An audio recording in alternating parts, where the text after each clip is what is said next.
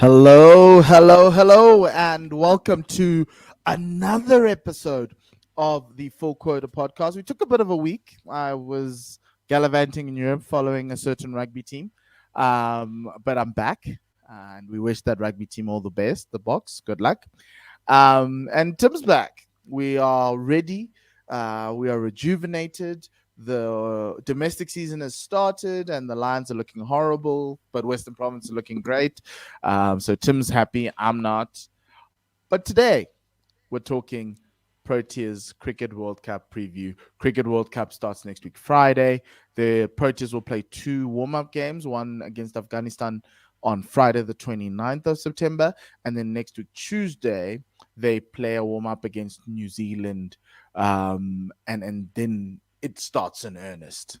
Another chance for a Proteas team to either break our hearts or for them to break the curse, or supposedly. There's a curse of the cup. There's a book going around that has been going around. Everyone says the Proteas are going to win until they go see some Sangoma somewhere and right the wrongs of whatever they did or whoever it was who hurt whomever created the curse. I don't believe in that. And I'll tell you why as the show goes along. But before we do that, before we go into the World Cup, remember, you can follow us on X. It's no longer Twitter, it's X. We're old enough, it's X. Follow us at Full Quarter Pod on X. We will be we'll be live there. We're also live on YouTube. We are also on the audios. If you want to listen in your car, that is, and this podcast is probably going to carry throughout the entire tournament. So bookmark this podcast, share it as widely as possible. We're on Spotify at Full Quarter Podcast. We're also on Apple Podcasts at Full Quarter Podcast. So that's all out the way. Tim, how are you feeling? It's been a while. How are you doing, my friend? I'm doing well, man. I'm doing well. I'm confident that we can perform in this World Cup. It'll be interesting to see what happens, but I am confident. I don't have the overconfidence that I had in previous World Cups, which I think is a good thing. So there was a way that South Africa can get to that final. I'm not gonna go full Monty and say win it, but there is a way that this team can get to that final. And then, as we know with previous World Cups, it's just a matter of performing on that particular day. It doesn't matter what's happened in the past. Look, and we're gonna talk about the fixtures at the end and how the Proteas can get to a World Cup final, right? But let's start with this.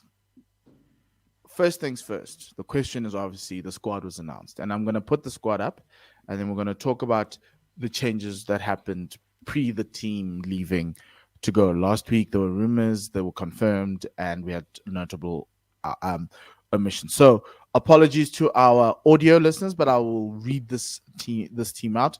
The World Cup squad is Tema Bavuma, who will be captain, Joe Kutsia, Quinton de Kock, Rize Hendricks, Marco Janssen, Heinrich Klaassen, Keshav Maharaj, Aiden Markram, David Miller, Lungin Giti, Andile Petluguayo, Kagiso Rabada, Tabre Shanzi, Rassi van der Dissen, and Lazard Williams. You look at this, and a lot of people say, what is Andile doing there? Lazard Williams, where's Anrich Nokia? And they might even feel Sisanda's hard done by.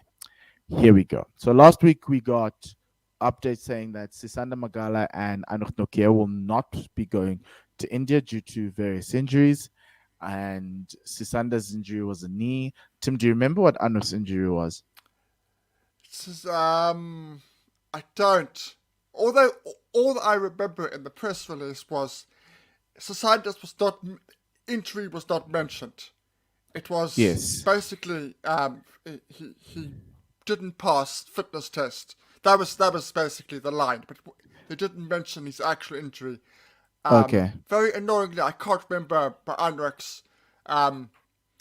I'm thinking elbow, but I think that was previously. Yeah. Look, So Anrich's injured. I think it's bad podcasting, but anyway, Anrich and Sisanda are out, and they were replaced. And this created a lot of debate, Tim, and we're going to be talking about this, right? They were replaced by Lazard Williams and Andile Petluguayo. Now, let's start with the two that are out, right? Sisanda didn't get a lot of games against Australia because they told us he had some niggle and he was carrying something, right? and he didn't get game time against Australia, but he was still selected in the World Cup squad. Anrich didn't play in the Australia series largely, and he had an injury and he's out.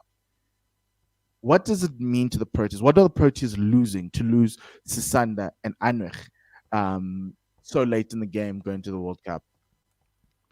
So just to update all those people who are watching, Nokia's was a suspected stress fracture of the back and back spasms. Basically, I knew it wasn't his elbow. I just wanted to update you there. What did you ask about the what it means to lose Sisanda and Anrich? Yeah. Okay. So let's get to the main one. Anrich is huge. Anrich is absolutely ginormous. His experience, his raw pace, his consistency with that raw pace.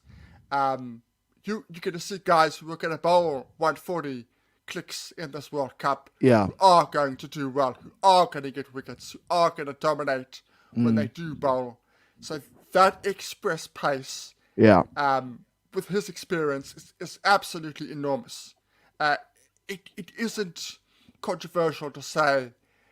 I think it changes the bowling lineup of South Africa's significantly. Insofar as with Anrich there, I don't think we play two spinners every game. We will when the pitch says we must, but I think they were going to go 4 pace bowlers, one of the main spinners, and use Aiden as the backup. I think now breaking case of emergency. Yes. Now we're breaking him out in case of emergency. Yeah. So before we go to Sisanda, for me, I echo everything you say about Anrich. And my then next question is Gerald. Gerald was brought into the squad largely last year, in my head, undeserving, especially for that England series. And you kept on saying, or was it Australia? It was Australia. And you kept on saying, pace is pace is pace is pace. Outside of the experience, why can't Gerald fill that gap? So there's probably listeners and viewers out there who are like, but Gerald's the most like-for-like replacement. What have we outside of the experience? What doesn't Gerald have that Anrich has? What? Yeah, consistency. Yeah, consistency.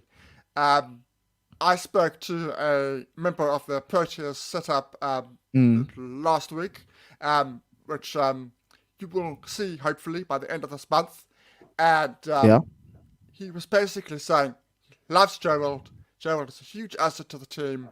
Now all the positive stuff, but he said he's still in his learning phase. And of course, at 22 years old, that's true. He's still only 22. He's still in his learning phase. He still needs to learn that pace is not the only option. You need to have a plan B. We saw a little bit of that of the series against Australia, but we didn't see enough of it on a consistent basis. That you see with Anrich. So here's the interesting part, right? So Anrich is out. And normally when Anrich is out, you'd be like, okay, this gives an opportunity for a guy like Sisanda, who has done incredibly well domestically, been the number 1 wicket taker in the One Day Cup last year. I think he took about 17 or between 15 and 17 wickets. 17 wickets, George at 15. And he effectively led the Lions to that trophy. And he's been doing that for the past 5-6 seasons. He's been the number 1 bowler in South Africa, death bowler in limited overs cricket, either it's T20 or even 50 over cricket. And we're recording this on Wednesday the 27th, where Sisanda is expected to start for the Lions today. The team left 3 days ago. Tim, do you know what's going on? Why isn't, because to a certain extent, I get maybe you saying he's failing fitness tests, but then why engage him for the Australia series? Why do that? We've always known that this is the relationship between Sisanda and the Proteas men's team. It just falls down to the fitness test line, right? So if you believe he wasn't fit enough for 10 games, why select him in the squad in the first place? And that's my only issue with this team is why do we like attracting drama? If Sisanda's not in that World Cup squad initially, we don't bat an eyelid. We'd be like he's a little bit hard done by, but fitness. Do you get what I'm saying? Right? Now you bring him in, you're like, oh yes, they said that fitness is now a coach's decision.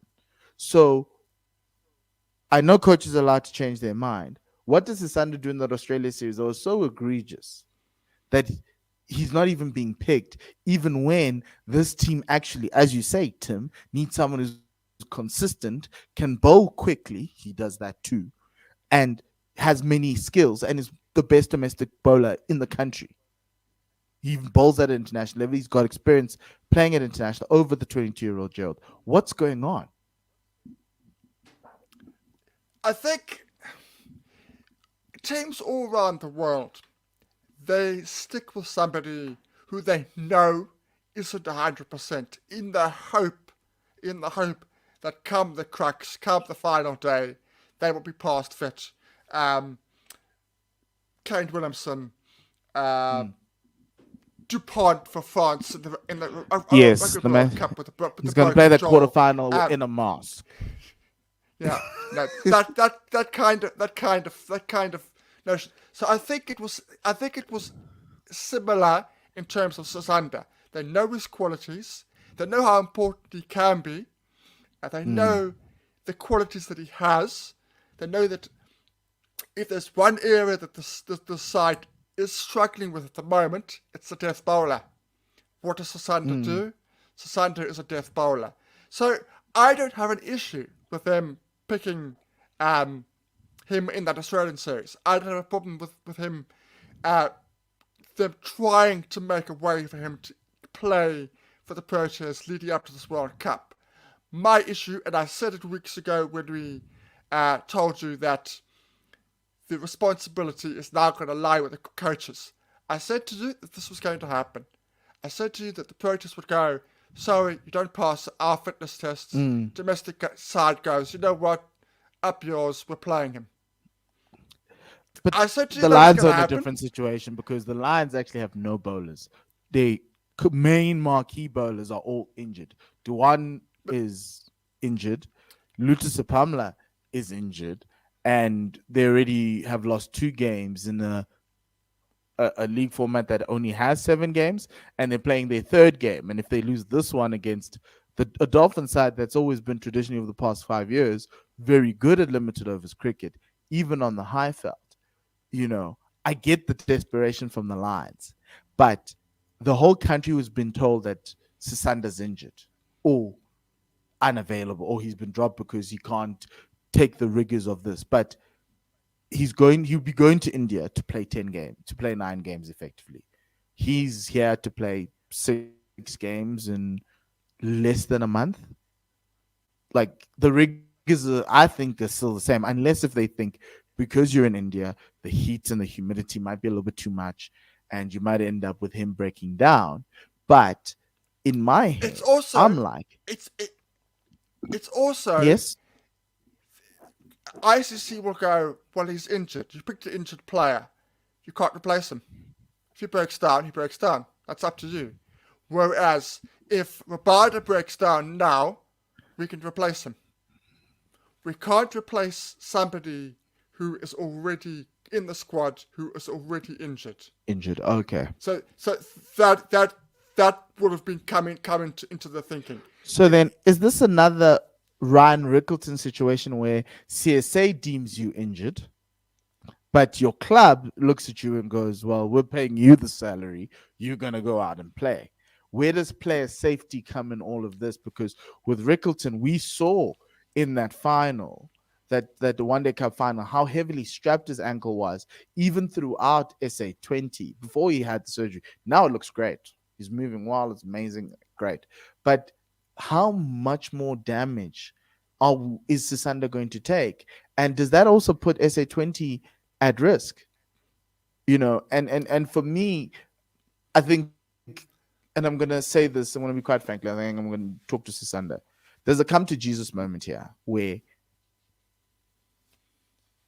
you can't always accept this current state of affairs if it starts affecting your ability to earn money.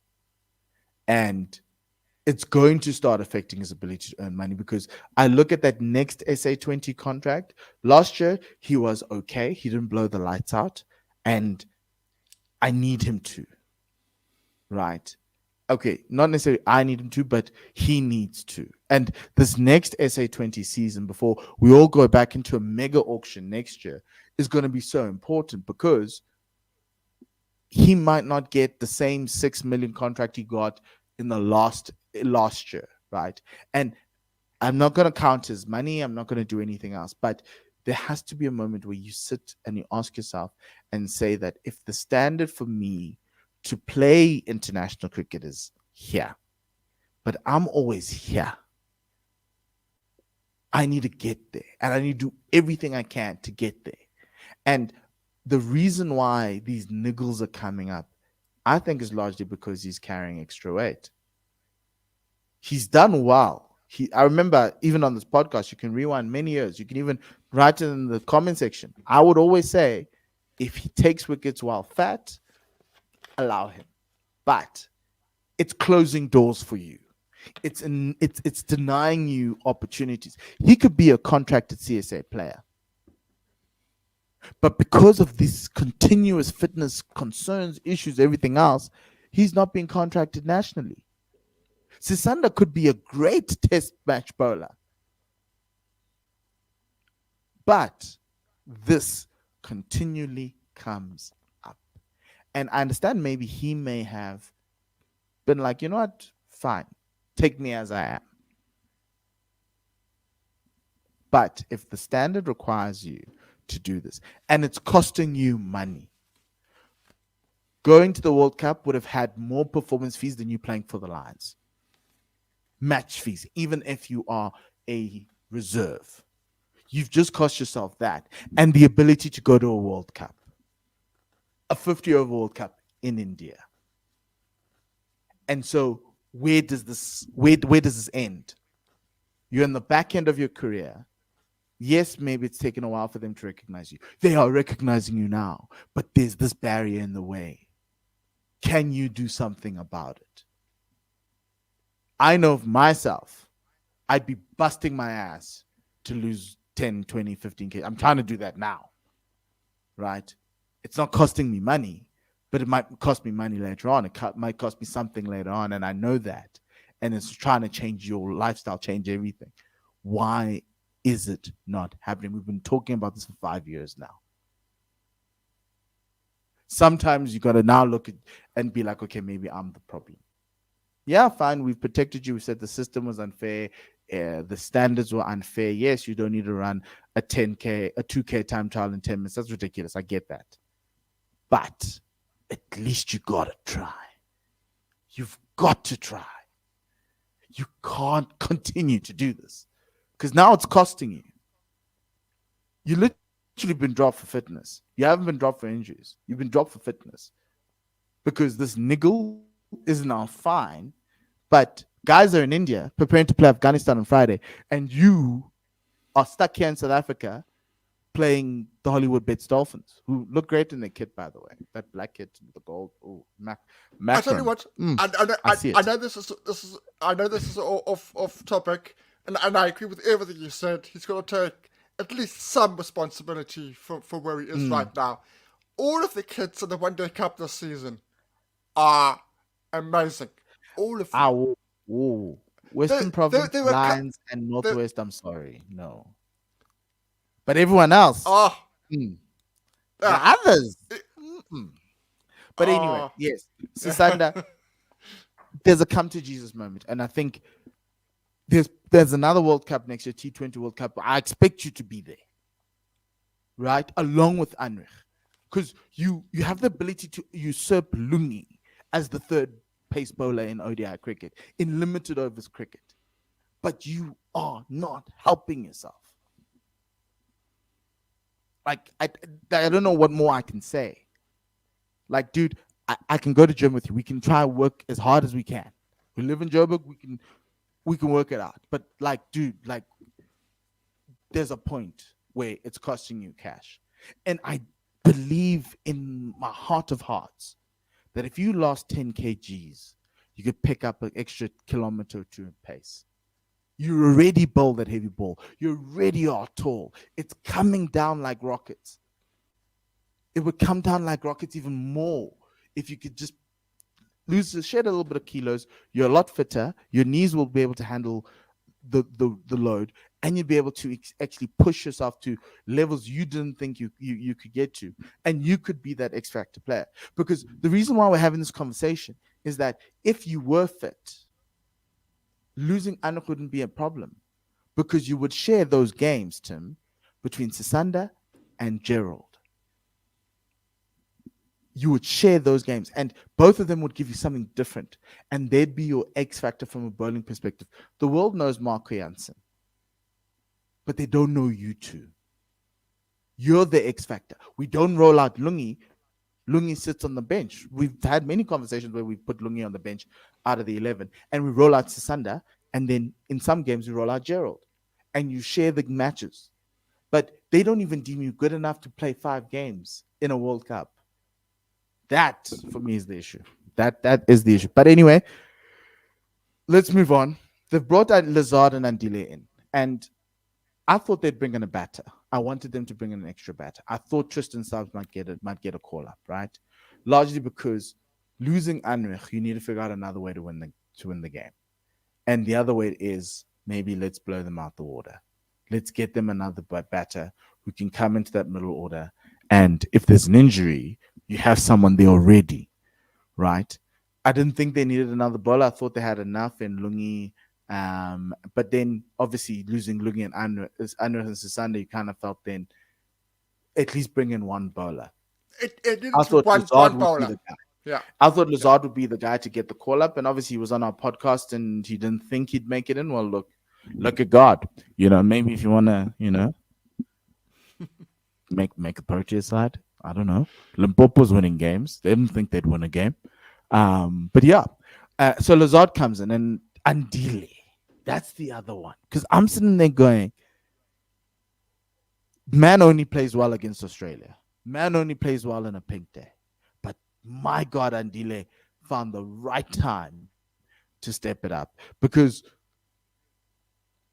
Vian Mulder will be sitting there going, oh snap, I should have left early. But anyway, Andile is in, and it's not Vian. Andile is going to be batting at 8. I don't think he's done enough to be in the side. I'm shocked that he's in the squad. But you get rewarded for taking your chances. And he's done that. Whereas Lazard kind of represents to me, there's a gap between Lungi, Kagiso, Anrich, and then Sisanda sits in the middle with Gerald. And then after that, there's a drop to Lazard, Bartman. Steelman's a little bit below there. But our bowling stocks aren't great. And if Lazard plays in a World Cup game because there's an injury or something, that is, for me, the worst case scenario. And I say this with the utmost respect. I love Lazard. We've had him on the podcast. I know every time he plays for the Proteas, he'll give us his 100%. That level at international cricket in a World Cup, I think, is a step too far for him. He'll give me effort, and I want effort at that point in time. But if we are going to Lazard on the bench, then something's really gone wrong.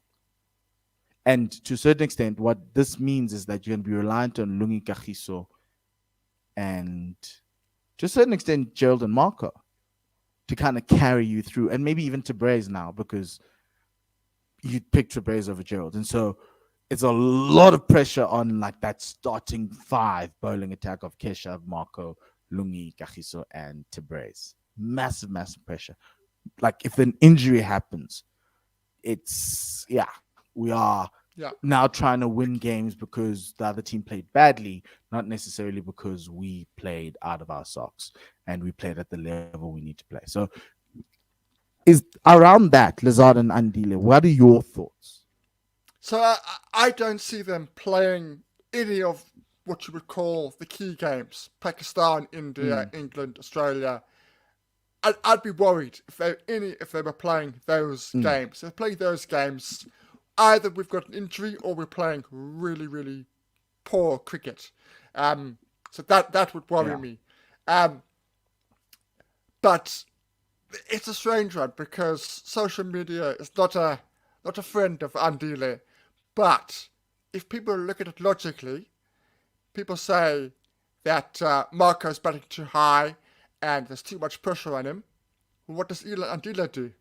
Andile, at least in theory, takes pressure off.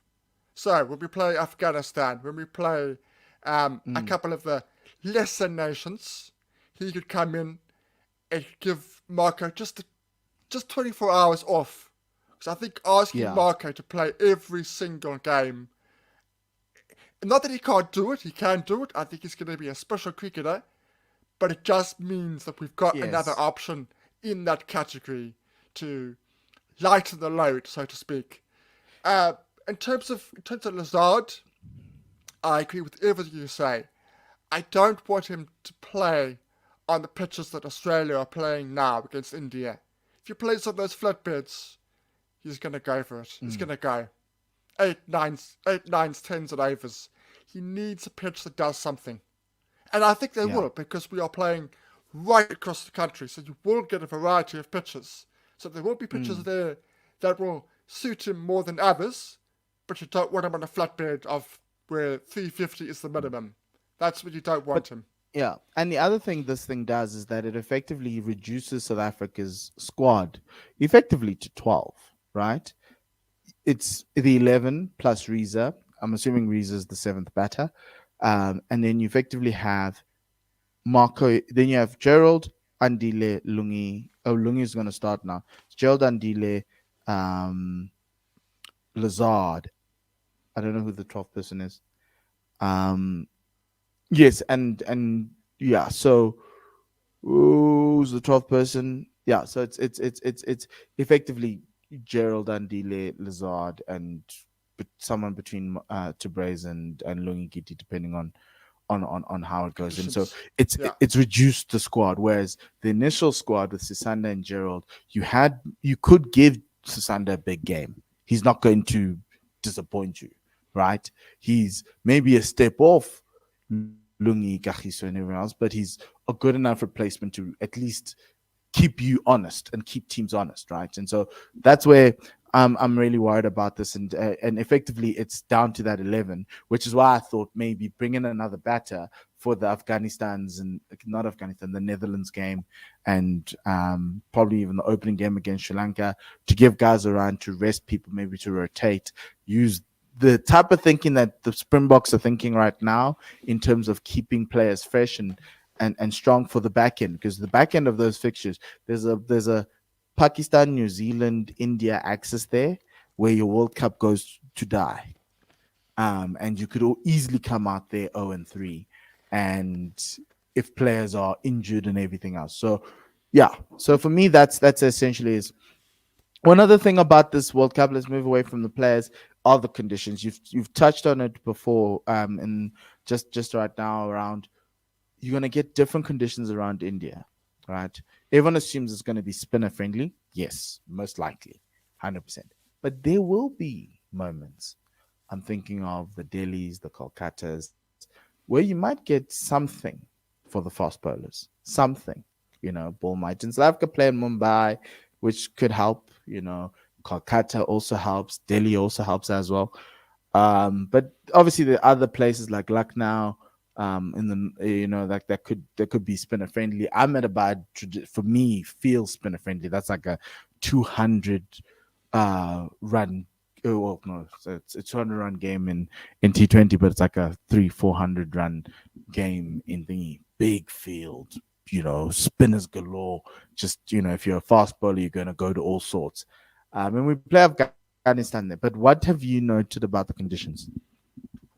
So two things to take note of. Mm. First is that we're playing at the beginning of their season.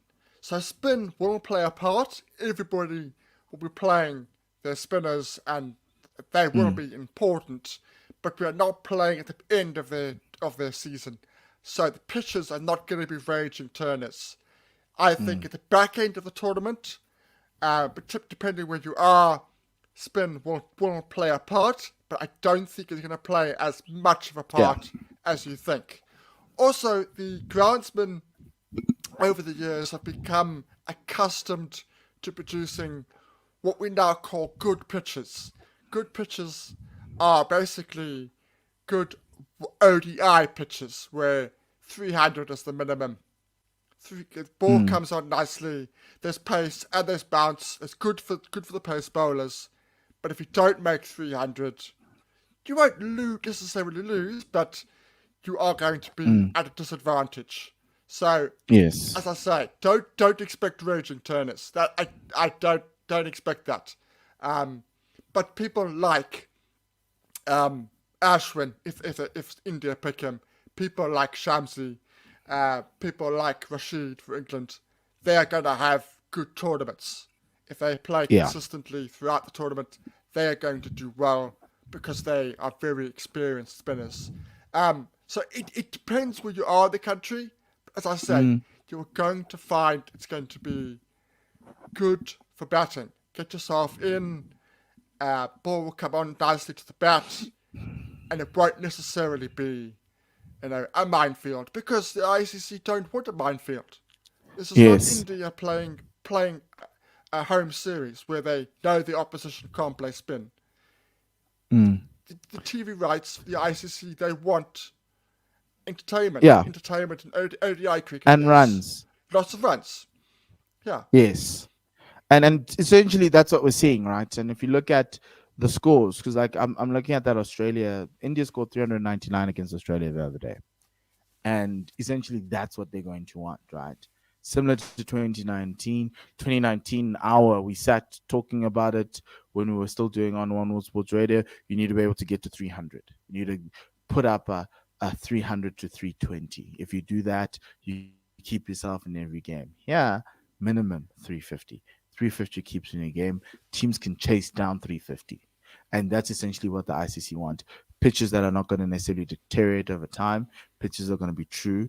They're going to give sides equal benefit. Obviously, there's the dew factor later on for those who are bowling. The ball's going to be slippery, so batting first might be key in some conditions, but you'll still be able to try and defend 350 or whatever it is. So it's going to be quite interesting. And I think for me, that's where South Africa, and that's where the question is for South Africa is, do you have the ability, regardless of the amount of spin, and there's not going to be a lot of spin, for you to be able to put down 320 plus 350 consistently to keep you in the game. 350, 320 feels to me, 300, 320 feels to me like it's a 50-50. 350 gives you a chance at winning every game. That moves us to the key players, right? I look at the South African squad and I'm going to put it back up. Sorry to our audio listeners, but we're just putting it up for reference. Who are the key players here for South Africa to win? And I know everyone's going to be looking at the key names, the David Millers, maybe even Heinrich Klaasen because he's had a great year, maybe even Kagiso Rabada because he needs to bowl like he's the best bowler in the world for South Africa to have a chance. But we know that, right? That's Quinton de Kock. He's the guy. He's your X factor. He's your game changer. But for me, I'm going to look at the guys. If South Africa's going to win this World Cup, these guys need to do well. Temba, laying foundations, continuing that form as our best ODI batter in this year. He needs to step up. Aiden really, really needs to have a good World Cup for South Africa to have a World Cup. Rassie averages 60, but his 60 feels like it's a 30, right? You feel unsatisfied. I'm just going to get in there. You are spot on. Rassie this year is under 30. It feels like it's under 30 this year. Yeah, but we need him to step up, right? And my thing is, I look at this World Cup squad. I'm like, the best players in the world: Kagiso, David Miller, Quinton de Kock, Heino Clausen. I'm gonna put him in there. You know, they will always have to bring it. When one of them doesn't bring it, we're not winning. But the others around them, you know, I think Temba's key, Aiden's key, Rassi's so key, so key. Rassi, if Rassi averages 50 in this World Cup, he'll have done an incredible job. So too Temba. If Temba can continue averaging 50, maybe even 40 in this World Cup we're in. Aiden, we need a few hundreds. But I look at the bowling, and it's a massive, massive World Cup for Lungi. It's an incredibly big World Cup for Lungi. I'm not going to put Marco in this conversation. It's a big World Cup for Lungi, Keshav, and Tabrez. Essentially, 3 batters, 3 bowlers, and it's that next group of players. Those players who are in the Proteas side because they're best in their country. But I need them to give us a consistent level of performances to take us over the line. And to me, that's where this World Cup lies. It doesn't lie at the foot of Dave Miller, Kagiso, or even to a certain extent, maybe Heino. If Heino has a blind of a tournament, guys, we are in the money. But we need those franchise performances that he's had this year to translate. But it's those guys. It's those guys who aren't world beaters. You know, those guys who have the potential to be world beaters, Aiden, to be a world beater. Lungi, it's time. Because I feel as though if he doesn't perform in this World Cup, I don't think we'll see Lungi again. Unless if the fast bowling stocks are that poor, that Lungi will always be around the side. Because there's a lot of talk. There's a lot of... Because if Anuk is fit and Sisanda's in the side, there's a conversation where Lungi is benching, playing 12th man in India. Tabrez Shamsi, massive, massive tournament for him. He's been having a really poor 2 years. He needs to turn it around. Keshav, I'm not going to put much on him. He's done enough to get there. And I know Keshav will always be Mr. Consistent. But it's those guys who I think need. Who are your key players, Tim? So, in my discussion that I talked about earlier, I sort of said that if the batting doesn't fire, then that's it. You know, it's curtains for us. And of course, I wasn't expecting the individual to agree with me. The individual fought back and said we need both facets of play to win the World Cup because we can't expect one to come off. And of course, I that is true. You can't just win a World Cup in one facet. But this is the World Cup where everything, I think 90% of our performances are going to be on that batting. I think on those Indian conditions, with the fact that we said that the IPL groundsmen have now been told they want pace and bounce. That's the pitches that they want for the World Cup. They have been accustomed in recent times to produce those kind of wickets. I think the key is Heinrich, Markham, and Timber. I think if those 3 come off, and the guys that do well, I think if we do well at get wickets in the middle overs, like we have done in the recent series against Australia, that was key. It wasn't getting wickets at the start; it was getting wickets in the middle, which stopping momentum. Stopping the momentum. That's going to be the key. So you look here. You look at Klaasen. This year, 174 runs, average of 58, a strike rate of 151. Just astronomical. Markham, much maligned in the 50 over format, rightly so, because his overall average is still only in the 30s. But this year, average of 64, a strike rate of 120. Timber, similar numbers. A strike rate of 100, average nearly 80, 79.6. If those numbers continue for the World Cup, then South Africa have got, in my opinion, an outstanding chance. And if Marco lives up to his genuine quality, genuine quality with bat and ball and delivers. Because I don't think they're going to get the runs that they think they're going to get from 7, 8, and 9. They might get it from 7, but I don't think they're going to get it from 8 and 9 like they think. I think they're wrong about that. If he delivers with bat and ball in crucial moments, because there are going to be crucial moments when he is going to need to stand up, yes, then I think we are got a very good chance. Those 4 players for me are vital for the Proteas to have this World Cup. I hope Russie has a good tournament, like you say. I really do hope so. But I've started to worry a little bit. I would have him in my 11. How many games before you bring Reza in? So we play. I'm going to put up the fixtures. Yeah. We play Sri Lanka first, Australia second, Netherlands third. I think it's 2. I genuinely think it's 2. Yes, because then I bring Reza in for Netherlands to give him enough game time for England. Yes, it's 2. Yeah, it's literally 2. If we both lose, especially if we lose both those games, even if it's not entirely his fault, they might as well come back home. Then, yeah, they might as well come back home. Then, yeah, for me, it's really squeaky bum time for him. Look, he's been under pressure largely for most of his career, because for different reasons, people have not wanted him, not liked him, slow strike rate, all the rest of it.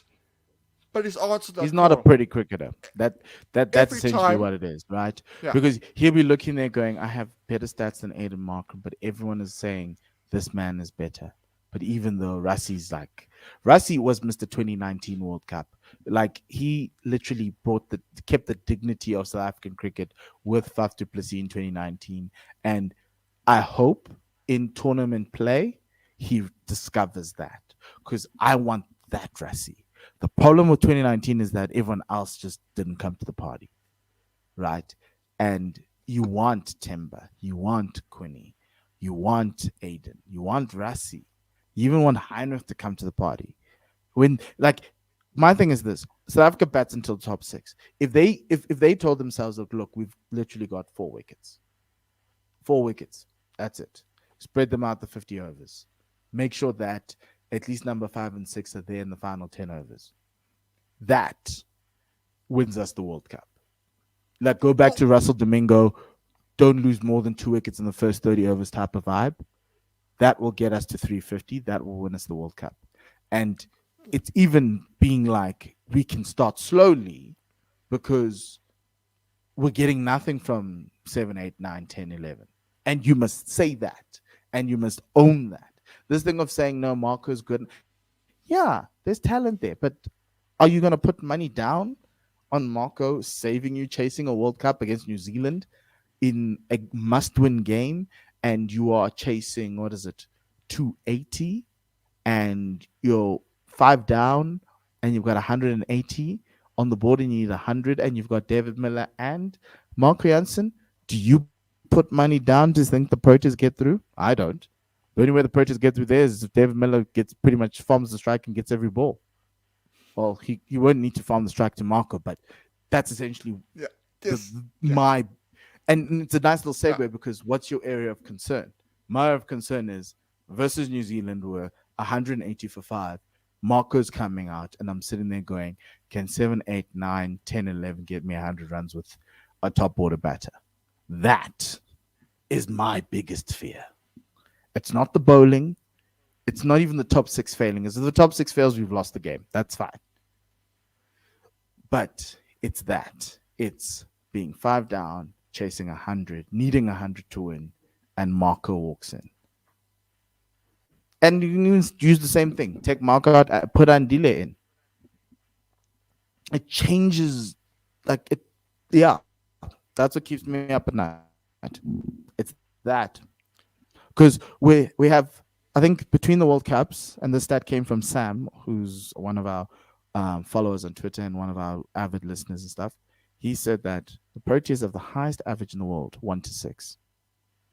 But we have the worst number 7. And that includes Marco, because Marco's played as number 7 for the last couple of ODIs, few ODIs. Yeah. And you can't tell me Australia this, Australia that. He batted well in Australia. Give him that. He has the ability to be a number 7. But is it not for 2027 and not for now? I think it's too early. But that's my nightmare. That's my concern. Where are your areas of concern? Okay. Providing this is a strange one because it would have strengthened us. But providing Nokia wasn't injured, I was gonna say early doors bowling was a concern for me.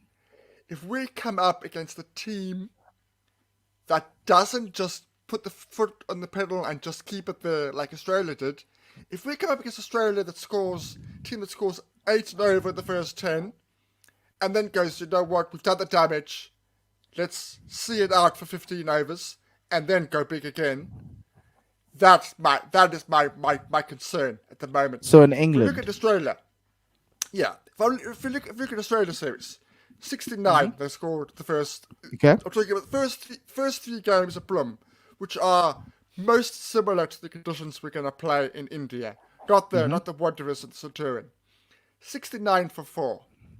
So that's 7 and over, and they just kept going. They just kept going, and they won that game. 84 for 1 after 10 overs. They won that game. 104 for 1. Okay, they lost that game, but 104 for 1 after 10 it's a lot. overs. It's 10 a lot. overs. Those are 3 games. And who was bowling in the opening? It was Nokia. largely Nokia and Rabada. That is my worry. My possible positive was what we saw in Lungi at the back end of the competition. Games 4 and 5. We saw a similarity of what we have become accustomed to a Lungi that is confident. If it's those two, I'm less worried as long as Lungi continues in that vein. But that is still a worry for me at the moment. And the big thing there is you don't want to give an opposition like England the platform. You give them the platform, it's done. It's over. It's game over. Finish. You score 300, they've got 100 for 1, 10 overs. England win that game. Because England don't go, despite what people think, England don't go gear 5 and stay on gear 5. They don't do that. They go gear 5, they go up 5, gear 3. 2, gear 1, gear 3, and but back in 10 overs, gear 6. That's what they do. That's what my Unless worry. Ben Stokes is there, like, somewhere in the middle, and then it's gear 6 all the way. Speaking of Lungi, I think Lungi has to start. So Tim, the question is, what's your starting 11, or your likely strong 11, your first 11? Yeah, so it's Timber, it's Quinton, it's Russie at 3, it's Markram 4, Russie, Markram, Miller at 5, who's at 6? Who am I missing here? Klaassen at 6. 7 is obviously going to be Marco. And then it's Maharaj. 8. And then it's Maharaj, Rabada, 9. Lungi, Shamsi. 10, 11. I have the same 11 as you. The bowlers are put around. Is there an opportunity to play Reza, have 7 batters, and have Reza and Aiden share 10 overs on probably the flattest pitches in the world, and have 4 bowlers, and those 4 bowlers would be probably Marco, Lungi, Kagiso, and Kesh?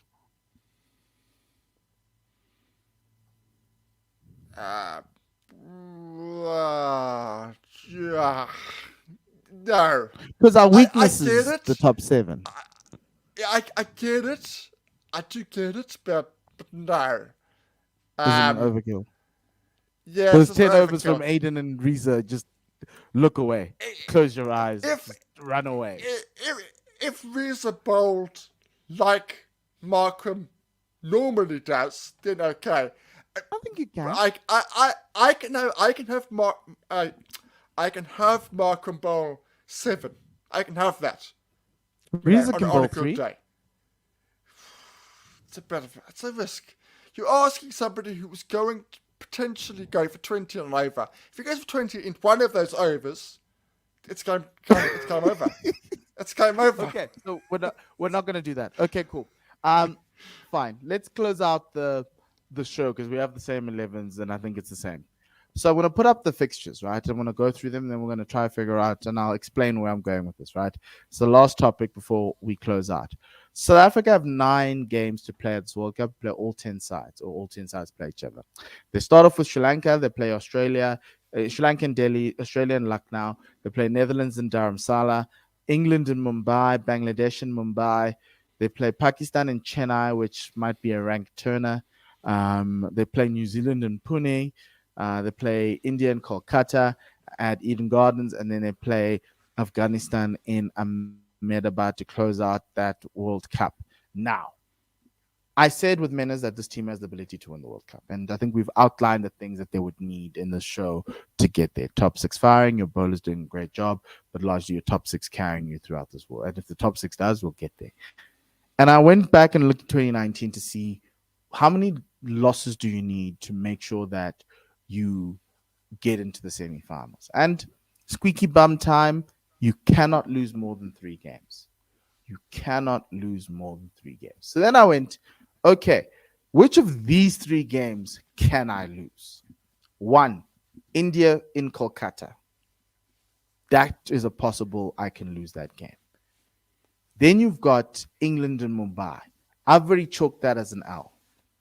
And you're going to be like, oh, that's not patriotic. I've chalked that as an L. I think England are a superb team. You'll be like, well, we beat them early in the year. Yes. But we've regressed since then. They've moved forward. Right. Now, between Pakistan and Australia, you can't go 0-2. And because it's South Africa, somehow, somewhere, we're going to either lose to Sri Lanka, Bangladesh. Heaven forbid we lose to the Netherlands. But Sri Lanka, Bangladesh, New Zealand, and Afghanistan are all prickly pairs. But I think we can get through them. But my biggest thing for this team is when you get to Bangladesh, you can't have lost 2 games. You cannot have lost 2 games. The first 3 games become must-win games for you. You can beat Sri Lanka. You can beat Australia. You've proven that. And you can beat the Netherlands. So effectively, when you get to England, you need to be blemish-free. If not, the next 5 games is just going to be horrible because you could literally lose 3 of the next 5. And in there, and maybe that's why it's a World Cup, because you play everyone and it's a test against the best. But when I look at those fixtures, it's not like the other World Cups where you have the minnows up front, you have the minnows at the back, and you kind of can navigate your way through there. Now everyone's like scattered in between. You've got an easy game-ish, hard game, easy-ish game, hard game.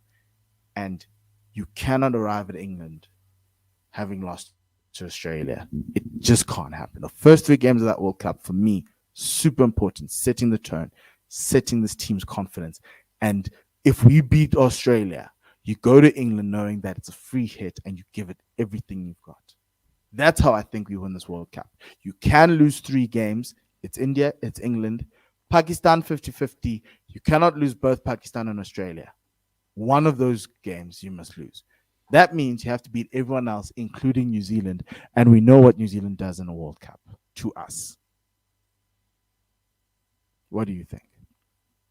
I agree, but I think in a slightly different way. And I think your analysis is spot on. I think that that's what needs to happen for us to get to the semi-finals. But I think this team, unlike the Springboks, you saw that of the Springboks after the Irish game, disappointment, but not disheartened. They still 100% believe that they can win that World Cup, and they're not completely downhearted. They're you know what? Yeah. fine margins could have sneaked it. Here, this team, in my opinion, has to beat England and India. It doesn't matter how you do it. It has to beat England and India in the group stage to believe that if they play against one of them in the semi-finals, we've done it. We've done it. Is that not asking for too much? If we lose to New Zealand, I don't think we will. I think New Zealand's got lots of problems. I don't think they're a very good side at the moment. I'm going to be disappointed because I think New Zealand are actually a struggling side. But I'm going to be more disappointed, particularly if we get into a winning position against either India or England. This team needs a boost before that semi-final. I think if we lose both of those games, which we can if we lose the remaining 7, I think if we lose both of those games, that creates doubt. It creates something that this side doesn't actually have. It hasn't got scars from the previous World Cups. Yes. But that creates new scars. That creates its own scar. You know what? India number 1, we were never going to beat them. You know what? England are better than us. England number 2. This team can beat that England side. So yes. That's I would want them to really win those games. At least one of those teams. Then I would be happy. But to lose both would be a hammer blow. Yeah. And no slippery bananas. But yeah. So finally, Tim, where does this team end? Where do you see this journey in India ending? Gosh. I'm going to be positive. I'm going to be slightly positive. I'm going to say final. And we're going to lose. We're going to lose to India at the final. Tim, we can't lose 2 finals in a year. We can't lose 2 finals in a year. You know how heartbreaking that momentum Proteas lost to Australia was? Even though Australia were the best team in the world and had won like 5 World Cups before. It was heart-wrenching. I can't do that. Which is why I'm like, actually, there's 2 ways about this. We go out in a blaze of glory, like we always do, some sort of weird fashion, losing to Afghanistan in a game that we actually need to win to get into the semi-finals. That's what's going to happen. That's one. But the other side of this, if we get through that, we win the entire thing. I think this team has the mental capacity to win the entire thing. The question is, it's not like rugby where you play 7 games and you win. This is 11 games. 11 games, and you need to win the 2 at the back end to win it. It's going to take a gargantuan effort for everybody at this World Cup to make it through. But I know Australia have it in their minds. They've done it before. England did it the last time. They can do it again. South Africa need to build that mental muscle to be able to last it. And maybe that's why Sisanda was dropped. They're looking for guys who can get through 11 games. And that's my motto. That's my goal. 11 games, win the final 2. You're in the World Cup. You go home with the trophy. I think this is the first time we do it. I believe in my heart of hearts.